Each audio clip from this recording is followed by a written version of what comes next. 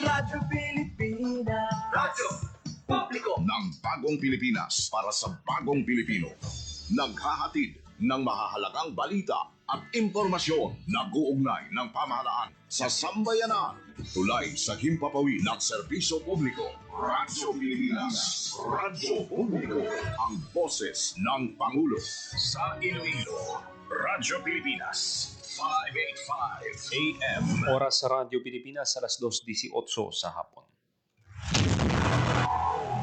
Mga labing ulihing hitabo, hibaluon, mga hangkat at tubangon, mga bagay nga importante, aton ginahanungan, aton ginabantayan.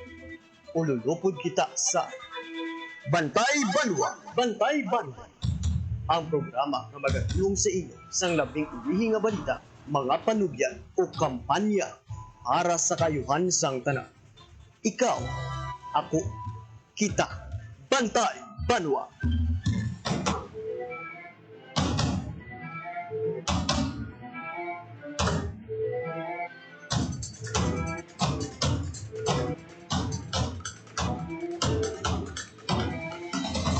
Mayong hapon Western Visayas, mayong hapon syudad kag probinsya sa Iloilo. Welcome sa pagpangalagad sa programa Bantay Banwa. Mga gabinan, Biyernes, edisyon kita, Oktubre 3, tuig 2025. Programa nga magadulong sa inyo sa labing uli nga balita, mga panugyan kag kampanya para sa kayuhan sa tanan. Kini ang inyo alagad kag anchorman Joseph Paul Noblesa Tarosa. Ululupod kita subong nga hapon diri sa Radyo Pilipinas Iloilo. Na-delay lang ang aton nga sulod mga kabyanan, kita gatas ang ligwa ang presidential coverage. Si President Ferdinand Marcos Jr. ginapangunahan ang inaugurasyon sa Farm Fresh Milk Plant sa Global Asiana Business Park 2 sa San Simon, Pampanga.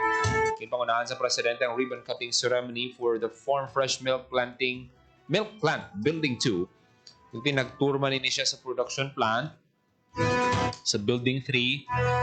Sa nakabato ni siya sang briefing, no? Samtang nag-inspeksyon sa mixing, pasteurization, bottle labeling, filling, kag packaging areas. Ang Farm Fresh Milk Incorporated is the Philippine subsidiary ng Farm Fresh Berhad, a Malaysian dairy company.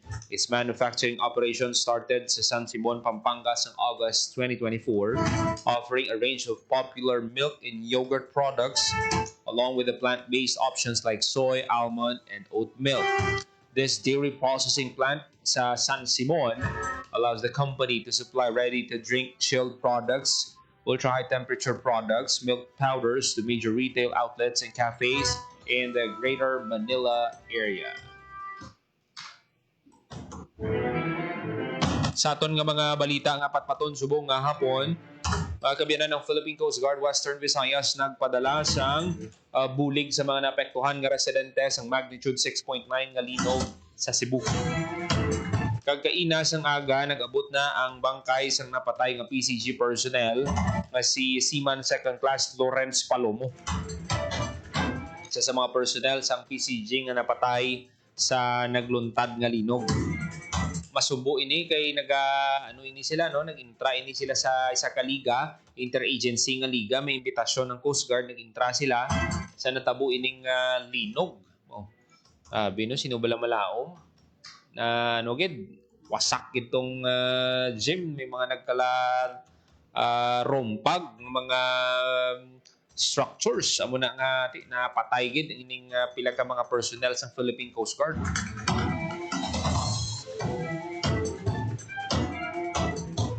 Masakit gid ini, no, para sa pamilya ni Seaman Second Class ang natabo sa iya.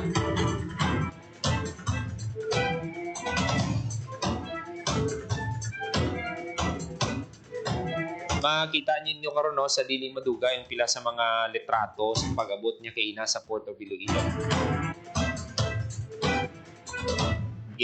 Bato ni sang mga katapos ang Coast Guard District Western Visayas, mga personnel pati man ng Coast Guard Station Iloilo ng mga personnel. Na-interview natin si Commander Richard Gurasini. Nagpasiguro nga ihatag ang anuman nga assistance nga kinahanglan sang pamilya asa sa malubong ining tropa nila, no?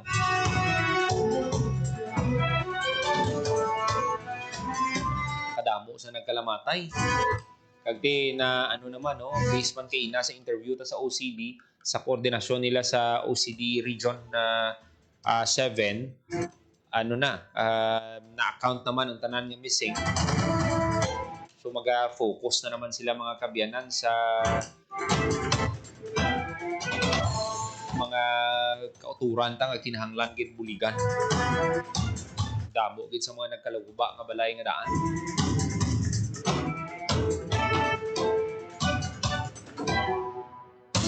Samtang mga kabyanan, isa ka series ng bus nakabunggo sa isa ka karinderya sa Pasig. Ang tangalabuton sining Pasig City Police Station. Sa sining natabo mga kabyanan.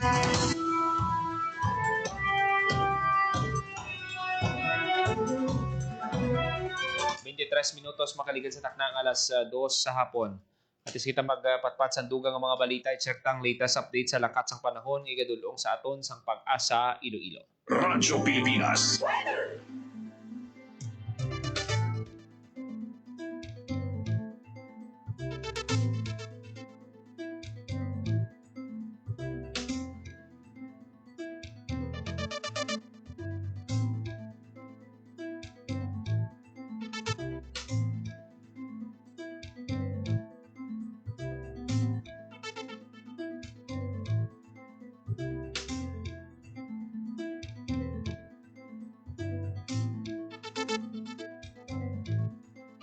Punta sa piyak nga linya Pag-asa weather forecaster Lenore Silvestre. Ma'am, welcome sa Radyo Pilipinas. Maayong hapon. Hi everyone, ngayong hapon. Muna yung ating latest weather update para sa buong araw ng Friday, October 3, 2025. As of 1 p.m. today ng hapon, ang ginamonitor natin si Typhoon Paolo ay binasagot natin niyara sa may vicinity of Marilao, Ifugao. May maximum sustained wind na 120 km per hour near the center. Kag-estimates na up to 200 km per hour. Ang iyang ulan ay pa-west-northwest at 80 km per hour. Base sa track ng intensity outlook, si Bagyong Paolo ay mag-across sa landmass sa Northern Luzon sa buong adlaw pag mag-emerge over the west Philippine Sea this afternoon or evening. And then magagawa man siya sa ating Philippine area with possibility buwas ng aga. Hindi naman sa Western Visayas mag-experience siya kada sa mag-umang kalangutan na may mga pag-usalat ang pag-ulan sa natitip ng tugal sa track ni Bagyong Paolo. Like na mabilis naman ang hangin natin na mag-ayon sa direction southwest kung magadalas ang makanay ito makasara na pagbalik sa ating kadagatan. Forecast temperature natin generally na 25 to 31 degrees Celsius. Ang adlaw na butla ka 5 to 38 a.m. kung magatunod in 5 to 39 p.m. para sa hapon. Pag muna yung ating latest weather update, habang direct mo email at ng station, ako si Lenore Silvestre, madamang salamat. Maraming salamat Pag-asa weather forecaster Lenore Silvestre. So may tumagabi ng latest update sa lakat sang panahon ng indulong sa aton sang Pag-asa Iloilo. 26 minutos makalikat sa taknang alas 2 sa hapon. Sa mga kauturan ta nga gusto pa magpadala sang buli, nagpanawagan ng Philippine Coast Guard, no? May barko pa sila nga pwede mapadala dito sa Cebu. Pwede kargahan sa mga supplies. Pwede ka mo kapadala, coordinate ka mo sa Philippine Coast Guard. Kaya sila niyang biyahe sang mga supplies, kinahanglan sa mga kauturan ta, tubigid. Ang ginapanawagan sa mga residente, bayo, instant noodles, relief goods, para nga magkapiyan-piyan sa mga kinahanglan sa aton mga kauturan. Abi nyo sa natabo bala subong. Dismayado, damo gidyang dismayado gyapon kay ang punto bala nga ang mga ginkawat to bala sa flood control. Amo ni nagasulod sa pinsar sa mga residente. What if tani why abi ginkawat to? Why abi to wala sa mga anomalya? Damo guro ang napatindog ng mga evacuation centers nga masiling naton earthquake resilient. Pero perti ka kusog nga daan sang perti ka kusog nga daan sang linog. Amo na nga ti damo gid sang nahalitan nga mga struktura, edipisyo, mga residente, di masobra 70 na ang patay. Di may mga makita kita ba lang ang litrato, nga ti nagatulog sila sa sagwa, sang dalan, ano lang sila, plastic lang ginatabo nila sa ilang mga ulo. Di, amo na kasubo gid sang sitwasyon. Ang nakita ko bala, kumautod naton ining problema bala sa korupsyon, damo gid yang mapumuluyo ang makabenepisyo. Hindi ta na bala pagulaton bala nga kada yung may kalamidad lang kita maghulag.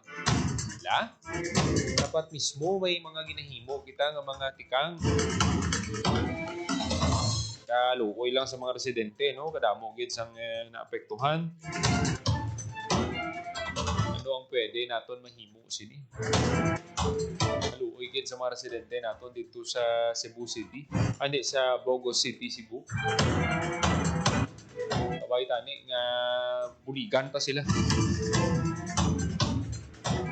Hindi nyo anay pagpaminsaron ba lang kwarta sa gobyerno. May hatag man ng gobyerno. Pero laing gid nga kita mismo may gina-share kita bisan pilalang. May ara ganito tigulang, no? 19 pesos na lang ang unod sa bulsa niya, gin-share niya pa. Sabi mo kisa ang mga kauturan tablang nga ginakulang. Sila pa ning kabalo maghatag. Kaysa sa iban bala naton, hindi man tanan, no? Pero may ara gid bala iban nga ara na sa ila tanan, pero haluson pa maghatag. Anong tawag sina?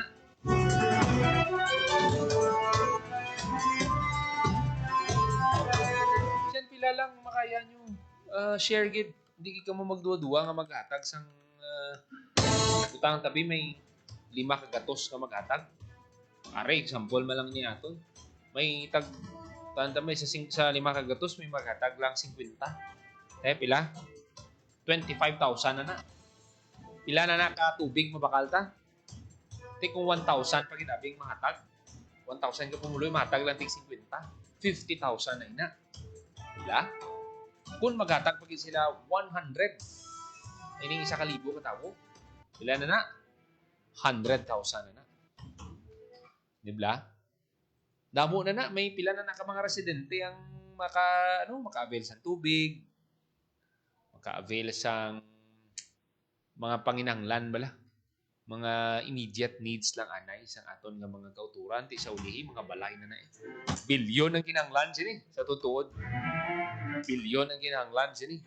Pero importante lang magkadto lang sa insaktong pundo. Kaya mo niyang nga may mga kauturan kita balang nga gusto maghatag, may mga kauturan kita nga gusto mag-share, pero nagapang duwa-duwa sila kay basic balang hindi magkadto sa deserving nga mga tao. Kita mo may doubt na bala. Amo nang gusto naton man nga i-erase. Pero amo na nagpanawagan ng Philippine Coast Guard nga kung may mga gusto padira nga mag-share, magpadala sang bulig nila, coordinate lang kamo para nga matipo nila initanan kag mapadala sa probinsya sang Cebu. Labi na sa mga sa mga tuman nga nahalitan sang magnitude 6.9 nga linog.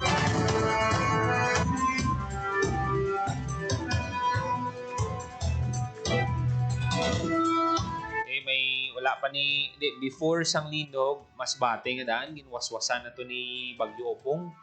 Ngin padulungan man to sa presidente sa nagligad nga adlaw. Di subong sa Northern Luzon naman na waswasan sila sang Bagyo Paulo.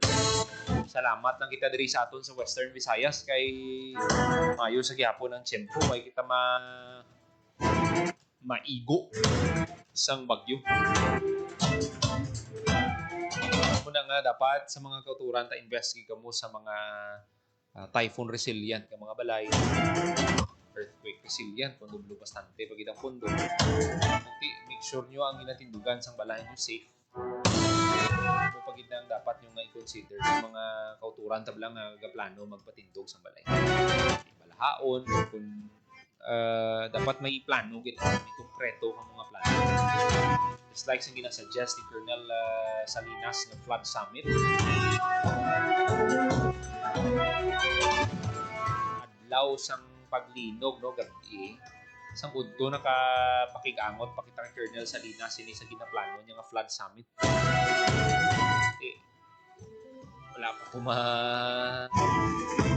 wala pa mainit-initan, naglinog. Pero nami ito, balikan ito dapat ang Flood Summit. Kay interconnected ang ginadusog sa proyekto nga na. Pwede makaistoryahanay ang tagsa ka mga probinsya kay region-wide summit. Makaistoryahanay. Once nga makaistoryahanay, hindi sila mabalaan, amunin kinanglan naton sa amunin nga lugar. Magka-propose, hopefully mapunduhan sa national government. Kasi nagapati kita nga malayo na niya kumpara sa mga hukos-pukos ng mga proyekto. Kita mismo nga mga tao nagabantay na kita eh. Kaya abis ang iban, abay inyo lang na, hindi man nakainsinding mga pumuluyo. Are na lang ha, sa simple lang inisyatibo ninyo sa simple nyo lang natikang. Kamu mismo, lagaw-lagaw kamo anay sa inyong barangay. Sa barangay nyo lang anay. Okay? May inyo lang anay, tiyak barangay nyo sa barangay nyo lang. Tawon nyo kung may mga project, dira. Okay? May mga ginapaskil ina, dira eh. Ang detalye balas ang proyekto. Okay? I-check nyo. I-check nyo dira, pilang budget, pila ka calendar days, ilang pondo, sinong kontraktor. Manawon nyo. Kagti, nakompleto na bala ini, ukon wala. Pag wala, picturean nyo, pasan nyo dito sa sumbong sa Pangulo. Na. Kamu mismo, ubra ka mo sang paagi. Hulaton nyo lang yan kung saan kamu maabdan dira, no? Sang siyam-siyam, abi? Hindi. Kamu mismo, magbantay sa inyong lugar. Okay? Dito ni pag-untatan sa gihapon ng problema sa flood control. May nagapati kita, may mga humps ini, pero nagapati kung madakpan gid niya kung sino gid ang mastermind sa sining flood control project.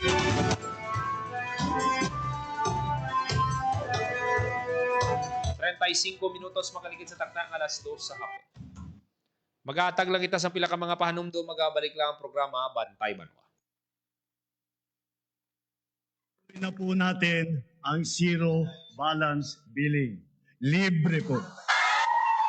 Ibig sabihin, ang serbisyo sa basic accommodation sa ating mga DOH na ospital, wala nang babayaran ang pasyente. Po, ang dami pong challenge, hindi po namin alam kung saan namin kukunin, ganon, nag-iisip kung paano namin mababayaran. Siyempre po, masayang-masaya, super saya po dahil na zero billing po kami. Opo, malaking po talaga, malaking tulong po. Mabilis lang din po.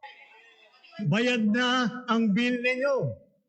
Uulitin ko, wala nang kailangan bayaran ng pasyente basta sa DOH Hospital dahil bayad na po ang bill ninyo. Naiyak ako kasi sobrang saya. Maraming salamat po, Mr. President Bongbong Marcos Jr.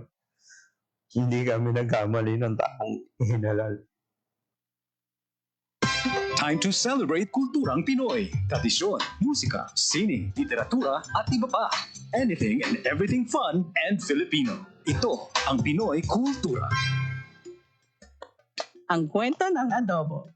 From its humble beginnings sa hapagkainan ng mga Pilipino noong ika-16 na siglo to 21st century international tables, adobo, the most famous and the country's national dish, speaks of our culture, the sour and the salty, the sweetness and spice, mixed with the richness of tender chunks of pork or chicken, sometimes both together. It has traveled provinces, crossed continents to inspire chefs and delight peoples across the seas. Traditionally cooked in clay pots, the Spanish gave the name adobo to the dish, from adobar, which means marinade. It is an indigenous cooking method that uses vinegar and salt to preserve food in the tropical climate. It's been cooked a multitude of ways. Simple, may maanghang, merong may coconut milk, depende sa rehiyon na siyang pinanggalingan. It's so flexible, it can create various and sometimes new tastes. Panlasang Pinoy has listed 31 of what they call insanely delicious adobo recipes. There's the traditional chicken adobo. Simple, made with chicken, soy sauce, vinegar, garlic, peppercorns, and bay leaves.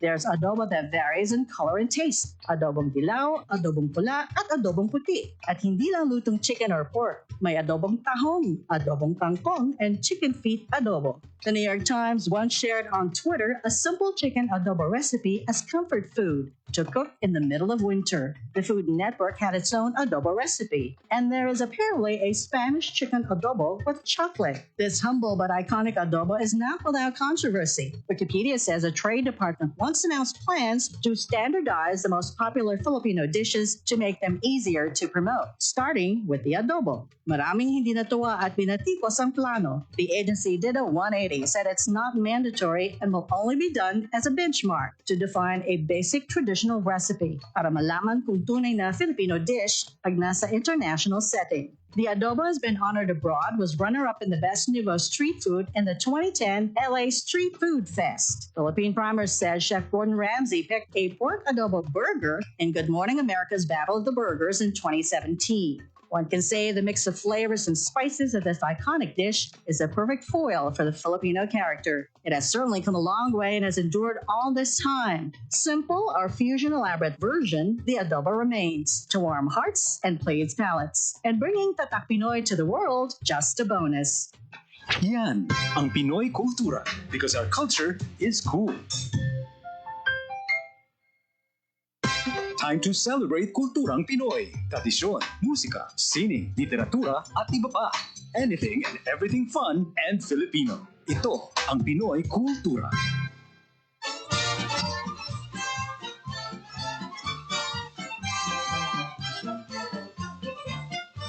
A blessing of safe voyage and a chance to cool off, pinagmamalaki ng kanta ang Antipolo, named after tipolo or breadfruit, prolific in the area. The city prides itself as a pilgrimage capital of the Philippines. Two of its more popular attractions are the historical church of the Nuestra Señora de la Paz y Buen Viaje and its summer popular waterfalls, ang Hinulugang Taktak. The Franciscan missionaries built the church in 1578 and the Jesuits administered it in 1591.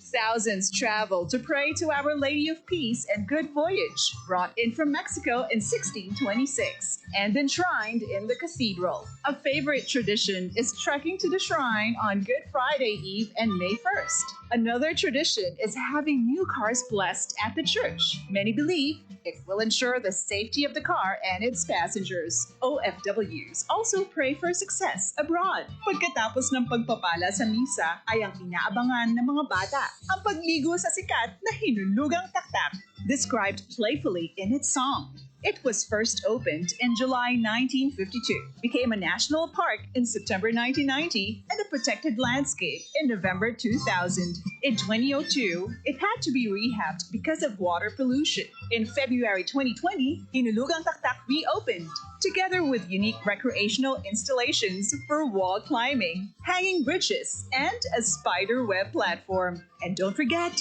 before you leave, ang pasalubong. Sikat sa lugar ang suman at mangga, but you can also bring home antipolo in a jar, like cocoa jam, latik, kalamay, or adobong kasoy. So, no time to waste. Get into the culture, enjoy a blessing, and have some fun. Tayo na!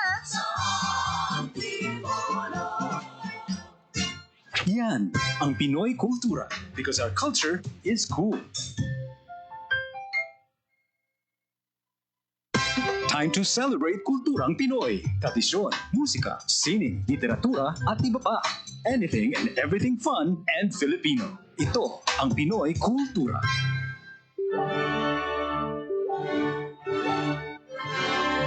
Ang sayaw ay mahalagang bahagi ng ating kultura. It is a universal form of self-expression, and no other dance expresses it better than ballet.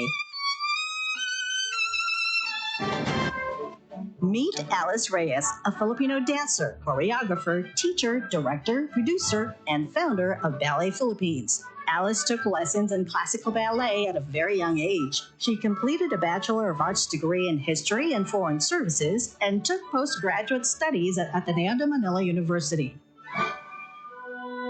Alam niyo niyo ba na noong February 1970, her dance company staged the first ever modern dance concert at the Cultural Center of the Philippines Main Theater? At noong June 2014, si Alice Reyes ay naparangalan ng highest award in the arts ng Order of National Artist of the Philippines. Yan ang Pinoy kultura because our culture is cool. 42 minutos makaligan sa taknang alas 2 sa hapon para ka muna kapamati diri sa gyapon sa programa Bantay Banwa. Si Governor Defensor nagsulat kay DPWH Secretary Dizon tuoy sa Aganan flyover. Pauntang detalye sa report ni Hope Torrechante. Radyo Pilipinas, report. Mayong hapon, Paul, nagsulat si Iloilo Governor Arthur Defensor Jr. kay Department of Public Works and Highway Secretary Vince Dizon.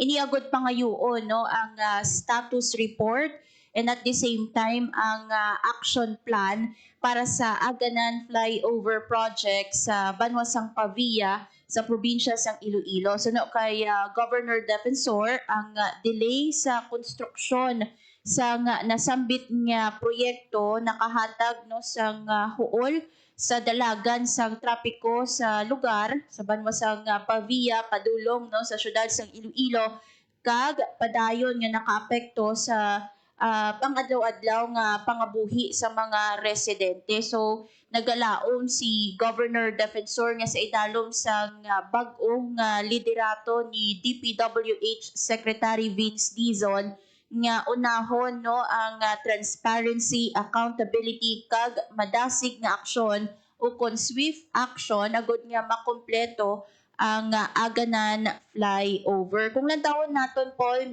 sa sulat nga ginpadala ni Governor Defensor Jr. Ang sulat na ini may petsang September 29, 2025 So fresh kag hopefully nabato na gid ini sang secretary sang Department of Public Works and Highways. Sandig diri sa sulat pila na katuig ang Aganan flyover nagapabilin nga unfinished ang iyang construction kag kung sa diin ang iyang construction na napauntat kag no official updates nga gin-provide regarding kung saan ang resumption sang nasambit nga proyekto. So ang project nagsugod ini sang July 2020 kag may initial target completion nga 24 months. Unfortunately, wala na sunod ang target nga 24 months and original contractor for the preparation of the program of work and engineering design amo ang United Technology Consolidated Partnership ang alleged to have discrepancies sa pag-assess sa foundation depth which was reportedly disapproved by the Department of Public Works and Highway Central Office and additional funds possibly 275 to 300 million pesos may be needed owing to the design revisions and rectifications attributed to the flawed soil testing. Ini ang nangin kaundan sa letter ni Governor Arthur Defensor Jr. and ang kopya sa sininga sulat Paul ang gin-forward man kumbaga gin-copy furnished man ang DPWH Region 6 actually nakapangalan pa kay Engineer Joel Limpenko ang OIC Regional Director sa DPWH Region 6 and kay 2nd District Representative Catherine Joyce Goriseta and also sa Infrastructure Committee sa Regional Development Council 6. Okay. Mayuning may ginpadala nga sulat si Governor Toto Defensor kay kung nadumduman sang aton mga tagpalamati may ginpatigayon nga hearing ni sa Senado ginpangunahan ni Senator Raffy tigin iging question niya ining problema nga nagahatagid sang huol sa mga residente nga nagalabay dira sa Aganan flyover 800 million ang pondo pero nagagawa sa report kasi pila na lang tong bilin nga pondo kag ang gusto niya ganito yung matabo ya kung anong mga danyos ya computon sa DPWH kag ipabayad sa UTCP. So sa sulat nga na mabalaan ta kung ano mangin update ni Secretary Dizon kag dapat napabalo ini sa aton mga pumuluyo. Yes, amo nang ginalauman man no ni Governor Arthur Defensor Jr. nga mahatagan siya sang comprehension kay ti mas maayo gid yan no nga even ang local government units naton Paul nakahibalo kung ano na ang status, ano na ang nagkalatabo no sa nasambit nga proyekto. Kadako pa naman sini nga klase sa proyekto kag kung magkadto ka sa Banwa sang Pavia naga-cause ini no sang traffic especially kung nagaulan pagit no. Wow. Sa kamgid sa mga pumuluyo Peak hours pa. ang peak kung rush hour pa, peak hours pa no. Maglabay ikaw dira sa area kabudlay no para sa pangadlaw-adlaw nga biyahe sa mga commuters naton. And to think nga hindi lang taga Pavia ang nabudlayan si Paul but also our residents no sa province of Iloilo nga nagaagi sa Pavia padulong for example sa Santa Barbara no padulong sa Lambuna o kun din pa nga mga areas no sa Central Iloilo. So dira gid gaagi no sa aganan. So dako gid ini nga bagay nga makahatagan sa pasanagan no ang province of Iloilo through Governor Arthur Defensor Jr. So we hope no nga matagani nagtalupangod sa DPWH sa masako si Secretary Dizon. Pero kabay pa nga sa mga masunod nga adlaw kung may mag-blow tulotawhay na makabisita man siya sa Iloilo. Liwat kay nadumduman ko ni Hope sa nagbisita ni si Secretary Vince. DOTR pa siya. Oo. Naglabay gito siya sa may Iloilo International Airport kay isa man sa mga ginbisita niya dati ang paluparan but DOTR secretary pa to siya yan no. But subong gin-appoint na siya bilang bag-o nga secretary sang DPWH. Madamo gid nga salamat. Yes, Paul, no, but before kita mag-go, ipaagyan lang nato no ining tariff adjustment sang MI or MPW. Metro Iloilo Water Distribution. Usa diin ang MPIW may ara sang bag-ong rate sa ilang tubig no. So sa karon nag-start sila sang submission sang ilang sa MIWDBOD for tariff application sa 2023 and then nag-submit sila sa LUWA for review sa July 19, 2024 kag na-approve no recently August 25 or August 20, 2025. So sa karon ang ipatuman nga bag-ong rate no sa Metro Pacific Iloilo amo ang instead of 200 pesos sa 1 to 10 cubic meters magiging 286.70 pesos na no kay supposed to be ang ilang agin propose 291.9 pesos but ang gin-approve lang no sang luwa amo ang 286.70 pesos pero hindi magkabalakapol no aton nga mga pumuluyo kay duwa ka tranche nila nga ipatigayon ining approved rates no sang luwa.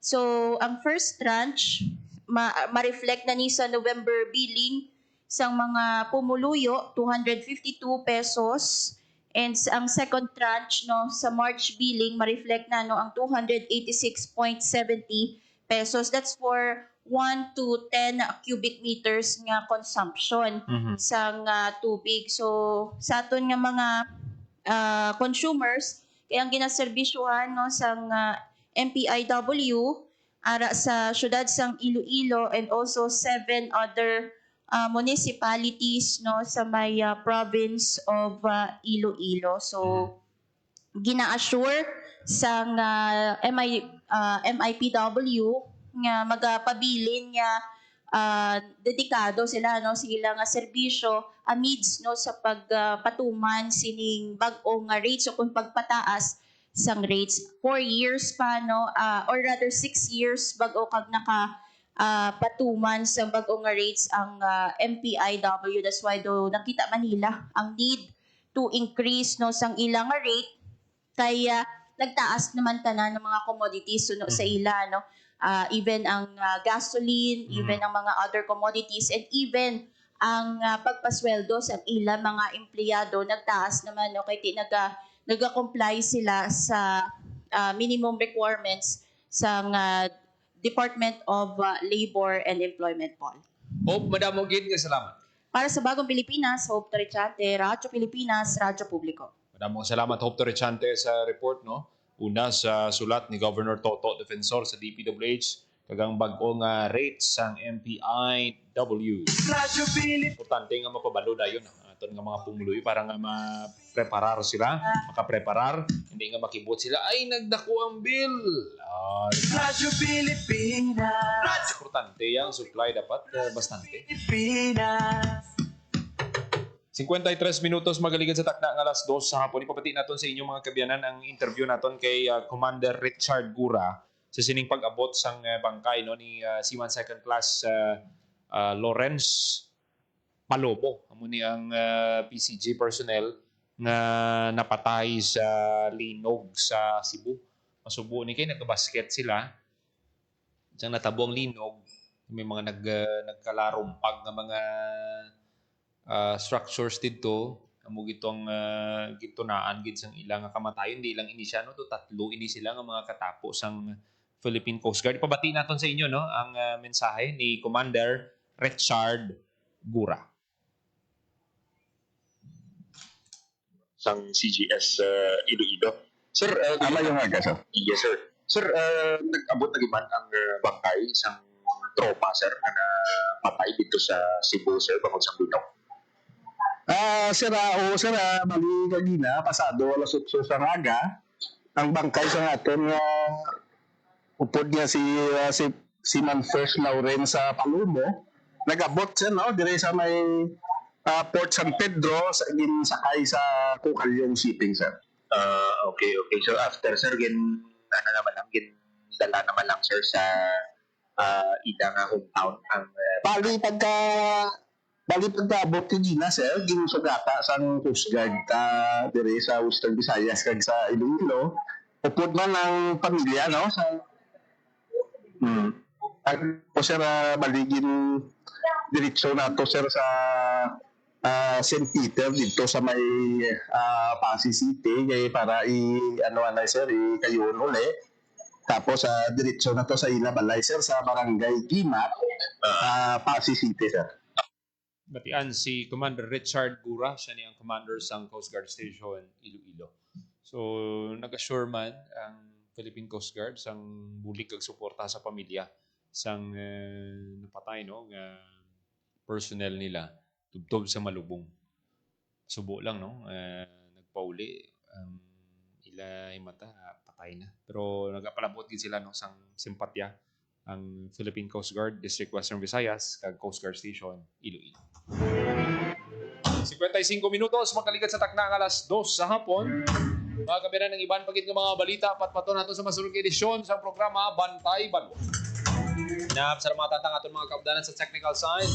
Sa studio, Mr. Rochelle Jones Otahero, sa transmitter, Mr. John Magallanes. Para sa Bagong Pilipinas, Joseph Paul Noblesa Tarosa, Radyo Pilipinas, Radyo Publiko. Inyo na batiya ang mga labing ulihi nga kasayuran. Bulag, ublag, tugtog sa masulod naton nga pagpulugdanay sa Bantay Banwa. Ang inyong tulay sa himpapawid ng serbisyo publiko, ang Presidential Broadcast Service, Radyo Pilipinas, Radyo Publiko. Radyo Pilipinas. Radyo Publiko. Kinilala ng pag-international at prestigyosong Asia Pacific Broadcasting Plus Awards 2025 para sa kategorya ng Government Streaming. Ito ay dahil sa epektibo nitong pagsasanib ng mga tradisyonal na media tulad ng telebisyon, radyo at print para masabayan ang mabilis na pag-inog ng mundo ng digital at social media tungo sa mas epektibong paghahatid ng mahahalaga at napapanahong mga impormasyon sa mamamayang Pilipino. Kinilala rin ang Radyo Pilipinas dahil sa patuloy na pag-akyat ng rating. Ngayon ay matatag sa pang-4 na pwesto sa Mega Manila ayon sa pinakahuling Nielsen Radio Audience Measurement Survey. At sa social media, nakamit ang mahigit 2,000% pagtaas ng bilang ng mga sumusubaybay sa Radyo Pilipinas page sa unang bahagi ng 2025. Patunay ito na ang inyong Radyo Pilipinas Radyo Publiko ay tunay na kaagapay ng inyong pamahalaan sa paghahatid ng serbisyo sa mga mamamayang Pilipino. Mula sa aming lahat, sa ngalan ng inyong pamunuan at mga kawani ng Presidential Broadcast Service, kasama ang inyong mga himpilan ng Radyo Pilipinas sa buong kapuluan. Maraming salamat po sa inyong lahat, sa inyong pagtangkilik at pagkilala. Radyo Pilipinas. Radyo Publiko. Ang inyong tulay sa himpapawid ng serbisyo publiko, ang Presidential Broadcast Service, Radyo Pilipinas, Radyo